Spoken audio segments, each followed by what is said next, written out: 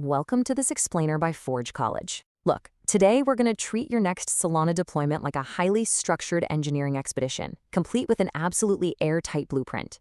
If you've ever deployed a Web3 app and just kind of crossed your fingers hoping it doesn't immediately explode, well, you're in the right place. We are scoping your decision framework so you know exactly where you're landing before you even think about hitting launch.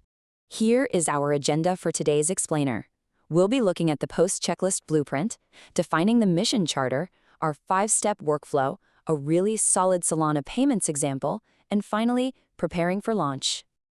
All right, let's dive right into Section 1, the post-checklist blueprint. Just to ground us real quick, we're bridging the gap from our previous lesson. Remember taking inventory with our deployment strategy checklist?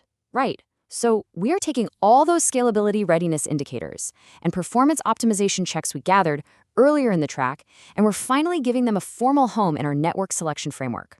Because honestly, launching the project without this scoped framework, it's literally like firing a rocket and saying, we'll decide if we're going to the moon or Mars while we're in orbit. No way.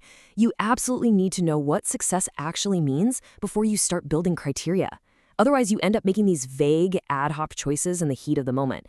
And in the Solana ecosystem, that usually leads to drained wallets or completely crashed out. Which brings us perfectly to Section 2, defining the mission charter. So what is this mental model we're using? A mission charter is a structured document that defines exactly what your project needs to achieve. It ensures that every single decision maps directly back to your documented priorities. And look, this isn't just bureaucratic paperwork. It's a vital engineering document that basically stops those late-night team debates over whether testnet performance is quote-unquote good enough. Every effective charter breaks down into 5 key slices.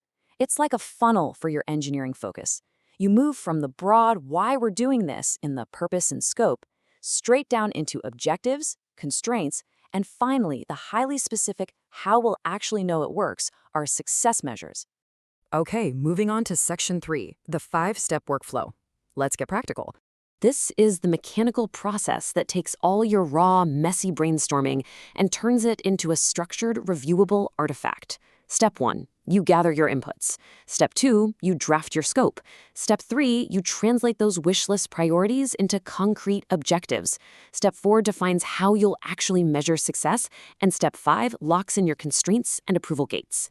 Let's talk about Step 2 for a second. Explicitly listing what is excluded is your absolute best defense against the dreaded scope creep. Scope creep will derail an entire project. For instance, if you establish right up front that smart contracts and APIs are in scope, but off-chain analytics are completely excluded, boom, you just prevented your team from wasting hours optimizing things that just don't factor into this specific deployment. And in Step 3, this is where the magic happens. We translate a fuzzy priority, like we want fast developer iteration, into a hard, testable objective. Say, ensuring full-stack redeploys happen in under 5 minutes. 5 minutes is a real number. We can test for 5 minutes. We absolutely cannot mathematically test for fast. We are turning wishes into engineering realities here. Now, I know what you're thinking. What if we can't perfectly measure something? Don't panic. If you lack direct data, simply define a proxy metric, and this is key, officially document it as a proxy. Name it, claim it, and keep moving. Don't let a lack of perfect data paralyze your deployment. Let's see how this all comes together in Section 4 with an example, a Solana payment stat. This right here is the exact kind of professional, traceable setup we teach at Forge College to turn abstract ideas into unambiguous technical gates. For our payment stop, the scope focuses tightly on smart contracts. The objectives? Well, we demand less than 30 minutes for recovery time and sustaining 5,000 transactions per second. Our constraints are a strict $500 monthly budget and mandatory KYC compliance, and our success measures point right to the CI logs to prove it's actually working. If that looked like a bit of technical alphabet soup, let's decode it really quick. MTTR, that's just mean time to recovery. Basically, your fire extinguishing speed. If the app goes down, how fast are you back up? TPS is transactions per second, which is just your sheer traffic limit. And those CI logs, they're the hard proof, essentially the digital receipt that your automated deployment pipeline is actually fast and reliable. All right, final stretch, Section 5, preparing for launch. Step 5 involves setting approval gates. These are your final unskippable launch sequence checks. Think of it like mission control doing their final go/no-go checks before liftoff. So there is absolutely zero debate when moving from devnet to mainnet. You might require passing a specific performance load test, right? Or getting a clean security review. If those gates aren't cleared, you don't launch.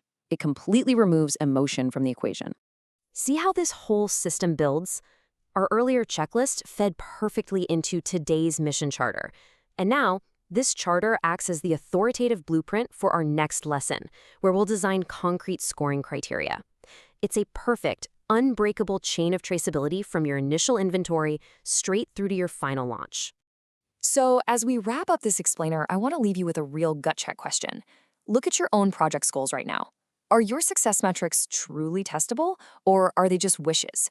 Take some time to think about that and then head over to forge.college to learn more about setting up bulletproof deployment frameworks and other awesome Web3 subjects. Remember, good engineering leaves absolutely nothing to wishing. Keep building smart, and I'll catch you in the next one.